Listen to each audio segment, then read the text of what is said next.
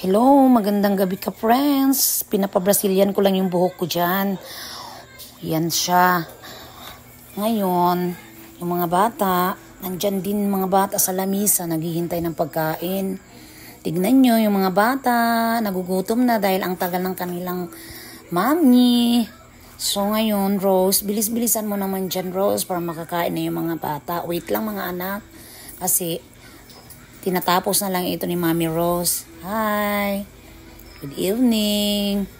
Ngayon, to yung anak ko nagsabi, Ma, para kang 26 na ko. Binulam mo naman ako, anak. Hindi mo pa nga alam kung anong mukha ng 26. Sus, wag mo na akong utuin. Hingi ka lang ng pera. Na ngayon, ito, kawawa naman yung mga bata. Hinihintay talaga nilang pagkain. Hintay lang kayo mga anak, malapit na to. Maaga pa man din, alas 7 pa man din. Sige lang. Hi. Sabi niya, laging nagpapaganda ang mama ko. Tapos ngayon kami, yan, hintayin nyo lang. Malapit naman ako matapos. Ito, tapos na yung buhok ko. Ayan, handaan ko na kayo. O, ayan ang buhok ko, oh.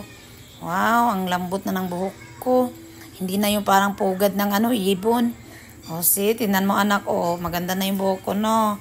Kamukha ko na talaga ang Sige, sinong kamukha ko? Kamukha kita? Ay, ganon. Ayan, tapos na talaga to siya. Mga mads. Oy, yan ang buhok ko. Ilalapag ko lang yung buhok ko ng Brazilian ni Mami Rose. Ayun.